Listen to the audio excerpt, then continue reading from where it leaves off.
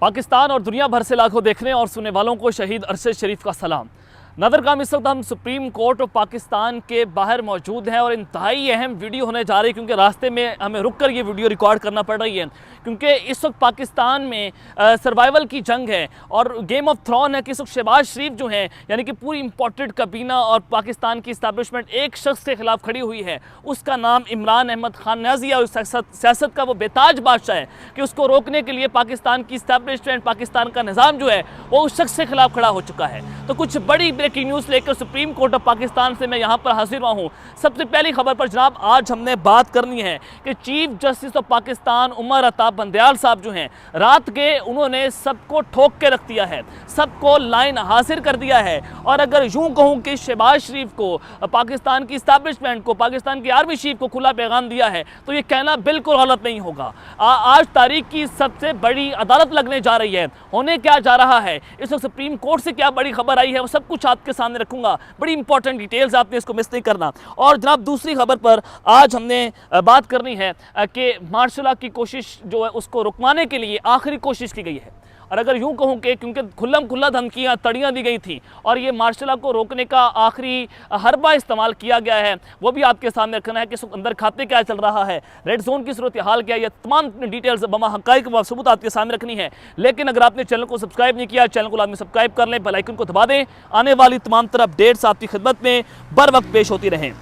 नादरगाम मैंने आपके सामने जो सबसे पहले खबर रखी थी अपने पिछले व्लॉग में कि सुप्रीम कोर्ट ऑफ पाकिस्तान ने फंड्स फराहमी के हवाले से attorney general of Pakistan secretary खजाना और जो है उनको सुप्रीम कोर्ट में जनाब तलब कर लिया है और 14 अप्रैल को उनको जनाब तलब किया गया है। और उससे पहले 13 अप्रैल को chief justice of Pakistan Umar Ata Bandial साहब ने सुप्रीम जुडिशल काउंसिल का अहम तरीन इजलास भी तलब कर रखा हुआ है कि ये हालात जो है किस जानिब जा रहे हैं क्योंकि शहबाज शरीफ और उनकी काबीना ने सुप्रीम कोर्ट का फैसला मानने से साफ साफ इनकार कर दिया। इस वक्त जो सुहेल वड़ाइच है उन्होंने भी यहाँ पर एक बड़ी खबर दी थी कि जनाब अगर जो पाकिस्तान की इस्टेब्लिशमेंट और पीडीएम जो है वो रिस्क नहीं ले सकती, इमरान खान साहब मकबूलियत की उस महराज पर हैं कि जहाँ पर उनको शिकस्त देना इस वक्त जो है वो इंतहाई मुश्किल बन चुका है, ना सिर्फ मुश्किल बन चुका है बल्कि नामुमकिन हो गया है।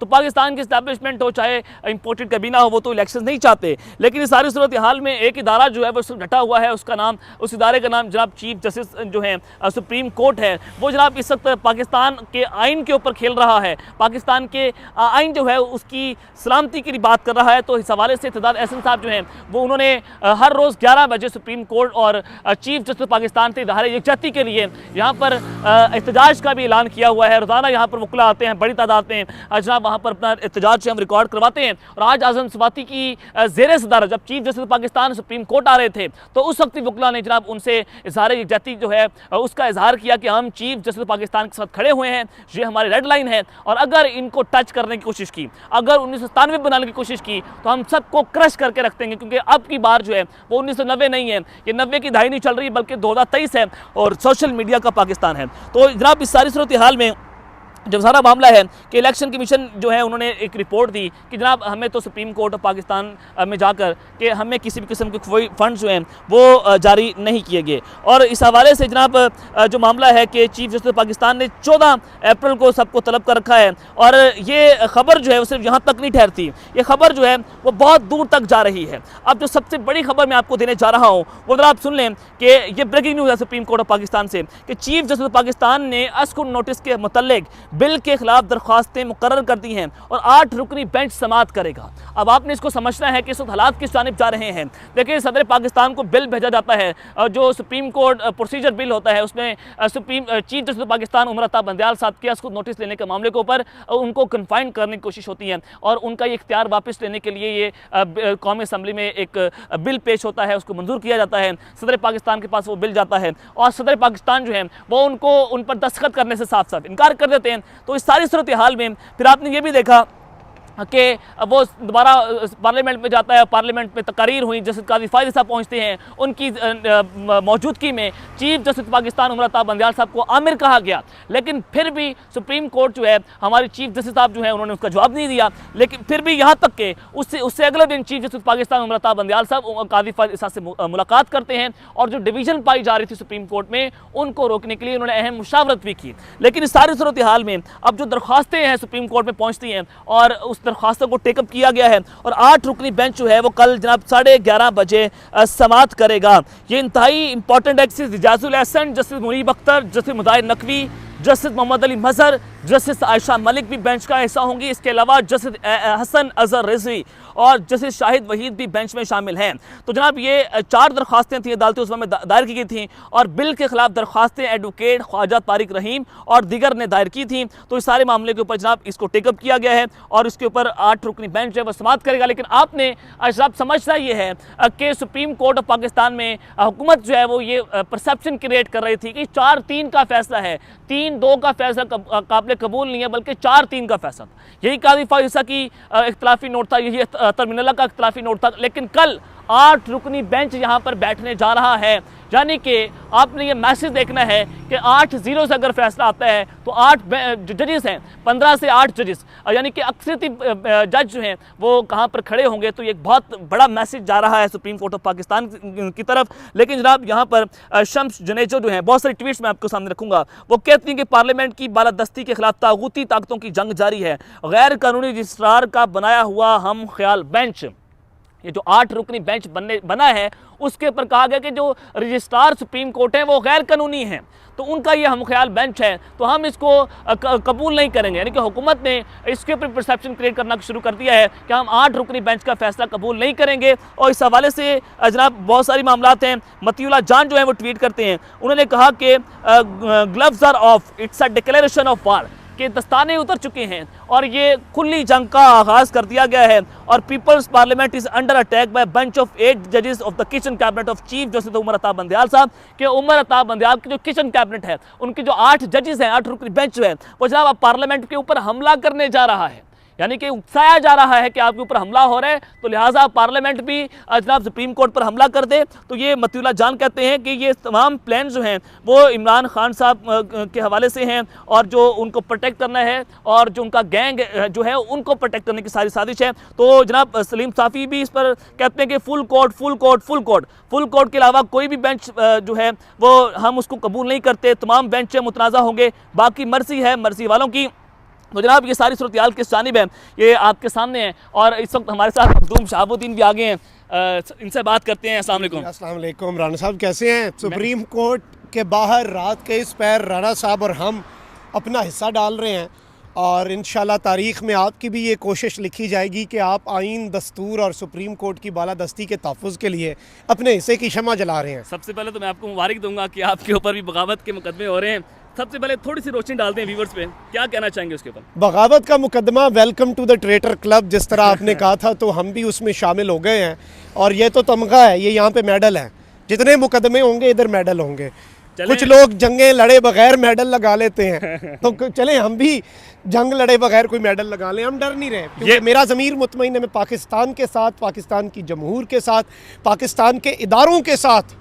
ये इशारा किस तरफ है? आपने कहा कि मेडल्स लगा रहे हैं, किन की तरफ इशारा कर रहे हैं? ढेर सारे लोग मेडल लगाते हैं, बिपिन रावत ने कितने मेडल लगाए हुए थे। चलिए ये बताइएगा कि सुप्रीम कोर्ट ऑफ पाकिस्तान में कल एक अहम तरीन समाअत होने जा रही है और 8 रुकनी बेंच बैठेगा। हुकूमत ने उसको भी बनने से पहले ही वो मुस्तरद हो गया क्योंकि समाअत तो कल होनी है। हुकूमत कह रही है कि हम इसको कबूल नहीं करते, सहाफ़ियों के ज़रिए ये सारा परसेप्शन बन रहा है, आपने भी देखा होगा। तो क्या समझते हैं कि जो 8 रुकनी बेंच है, क्या कल चीफ जस्टिस ऑफ पाकिस्तान अपनी जो अक्सरियती बेंच को साथ मिलाकर अपनी पावर शो करने जा रहे हैं? मैं समझता हूँ देखें ये पावर शो होगी और बिलाशुबा इसमें चीफ जस्टिस का ये इख्तियार है, वो जिसे मर्जी बेंच में शामिल करें जिसे नहीं। ये वही बात है कि मैं कहूँ कि आर्मी चीफ जो हैं उन्हें ये वाले कोर कमांडर को हटा देना चाहिए, इसे इधर लगा दें, इसे डीजी लगा दें, इसे ISPR में लगा दें, इसे आप एक काम करें कि आप अपनी पसंद के भाई आप देखें, या फिर मैं वज़ीर आज़म साहब को कहूँ कि आप इस वज़ीर को ये वाला कलमदान ना दें, आप इस वज़ीर को दें। तो ये इख्तियार जो चीफ जस्टिस के पास है और इन्होंने देखें बड़ी वारदात डाली। इन्होंने आइन में तरमीम कर सकते थे, पार्लियामेंट सुप्रीम है, सुप्रीम रहेगा, सुप्रीम कोर्ट भी आइन और पार्लियामेंट के नीचे है, लेकिन आइन में तरमीम करके वारदात डाल के नहीं, क्लियर मेजॉरिटी नहीं, लाओ 2/3 मेजॉरिटी हिम्मत है तो करो कॉन्स्टिट्यूशनल अमेंडमेंट। बेशक ये भी कह दो उस कॉन्स्टिट्यूशनल अमेंडमेंट में, जब तुम्हारे पास दो तिहाई अक्सरियत हो, फिर बेशक ये कह दो कि चीफ जस्टिस फैसला करने से पहले मरीम नवाज़ के पास जाके हाज़िरी देगा। यहाँ पे आइन में ये डाल दो बेशक अपने मुल्क की, आप उसे जो मर्जी बना दें आइन को। दो तीन चीज़ें बड़ी इंपॉर्टेंट है। तलत हुसैन साहब का भी ट्वीट, बल्कि आपने हमें बताया कि देखें कि एक बॉर्डर पार जो फायरिंग हो रही है कि अदलिया की और इस्टेब्लिशमेंट की जंग है, और उसमें ये सिर्फ इमरान को बचाने की जंग है, लेकिन इसमें जो सबसे बड़ा डैमेज है वो शहबाज शरीफ को होने जा रहे हैं। तो क्या समझते हैं कि अदलिया बामुकाबला पाकिस्तान की इस्टेब्लिशमेंट, यानी कि उस तरफ से कोई इशारे मिल रहे हैं? है तो ऐसे देखें, एक आपके मुल्क में ना एक मिलिट्री एस्टैब्लिशमेंट है, एक जुडिशल एस्टैब्लिशमेंट है, दोनों एक पेज पे नज़र नहीं आ रहे हैं। अच्छा, मिलिट्री इस्टेब्लिशमेंट आप समझने के खान के मुखालिफ है, और जुडिशरी इस्टेब्लिशमेंट नहीं, जुडिशल एस्टैब्लिशमेंट इस वक्त आइन और कानून के साथ है, पाकिस्तान के साथ है। खान के साथ क्यों हो? अगर ये खान के हक में बायस्ड हो गए, मैं इनके खिलाफ हूँ। फिर जो इस्टेब्लिशमेंट मिलिट्री इस्टेब्लिशमेंट वो पाकिस्तान के खिलाफ होगी? नहीं, पाकिस्तान के खिलाफ तो नहीं। हाँ चले, कुछ डिसएग्रीमेंट्स तो हैं, डिसएग्रीमेंट्स तो हैं ना, देखें, और ये चीज़ें वाज़े हो गई हैं। मैं नहीं कह रहा, मैं ये बात नहीं कर रहा, ये सोहेल वड़ाई साहब कर रहे हैं, ये बाकी साफ़ी कर रहे हैं कि खान के पास मकबूलियत है, कबूलियत अच्छा, नहीं है। मार्शल लगता हुआ नजर आ रहा है। जावेद चौधरी कहते हैं कि आखिरी मुज़ाकरात का राउंड है, अगर ये नाकाम हो गया तो मार्शल लग जाएगा। तो क्या समझते हैं? मैं समझता हूँ, देखें, मार्शल लॉ के इम्कानात तो नहीं है। This is not 90s, once again it is not 90s। अवाम भी जाग चुकी है, इंटरनेशनल कम्युनिटी में बड़े मसाइल हैं, लेकिन हालात ख़राब हो सकते हैं। बूटों की चाप ज़रूर वो ठक ठक सुनाई दे रही है, हमें भी वो बूटों की चाप जो है ना, वो भी हमें सुनाई दे रही है। तो ये शहबाज शरीफ का आखिरी वक्त आपको नजर आ रहा है कि तौहीन अदालत में सुप्रीम कोर्ट ऑफ पाकिस्तान को उड़ा कर बनता है। अब ना करें, चीफ जस्टिस बड़ेपन का मुजाहरा कर रहे हैं। अभी भी चीफ जस्टिस ने एक बात की, जैसे तौहीन अदालत सेकेंडरी है, पहले तो फंड्स दो ना, पहले तो आइन का दिफा करो। हमारी तौहीन हुई है ना, यानी कि मैं तौहीन अदालत लगा लूंगा, पहले फंड्स का मामला क्लियर करें। चीफ जस्टिस अंडर प्रेशर आ रहे हैं कि प्रेशर में आकर वो तौहीन अदालत नहीं, वो प्रेशर में होते तो वो फिर तौहीन अदालत लगा के कम से कम इलेक्शन के मामले से पीछे हट जाते। वो अभी भी इलेक्शन के मामले पे दबा रहे हैं कि आइन के मुताबिक चलो। एक मुझे जज बताएं, आप जस्टिस काजी फाइजी साहब ने कहा है कि 90 दिन में इंतखाबात उससे ज़्यादा हो सकते हैं, कह भी कोई नहीं सकता। ये बस ऐਵੇਂ पानी में मदानी मार रहे हैं। अभी तौहीन अदालत कर रहे हैं फिर काजी फाइजी साहब को? नहीं नहीं नहीं नहीं, जस्टिस काजी फाइजी साहब जितने मेरे लिए काबिल एहतराम है, इतने पूरे पाकिस्तान में किसी के लिए नहीं। बहुत शुक्रिया। बहुत जल्द मेरी भी गिरफ्तारी हो सकती है, हो सकता है ये आपका थंबनेल अचानक तब्दील हो जाए पब्लिश होने के बाद कि गिरफ्तारी से पहले आखिरी इंटरव्यू। लेकिन ये याद रखिएगा, ना अहले तख्त ना उनके मुखालफिन के साथ मेरी हैं सारी वफादारियाँ ज़मीन के साथ। मैं पाकिस्तान के साथ था, पाकिस्तान के साथ हूँ और पाकिस्तान के साथ रहूँगा। पाकिस्तान जिंदाबाद कहता था, जिंदाबाद कहता हूँ, जिंदाबाद कहता रहूँगा। और पाकिस्तान से मोहब्बत का ये सॉफ्टवेयर किसी का बाप तब्दील नहीं कर सकता, अपडेट नहीं कर सकता। बहुत शुक्रिया। मखदूम शहाबुद्दीन हमारे साथ मौजूद थे, बड़ी जज्बाती उन्होंने गुफ्तगू की। अब तक के लिए अपना ख्याल रखिएगा, श्रीलंका अपना भी ख्याल रखना है। अल्लाह निगहबान, पाकिस्तान जिंदाबाद।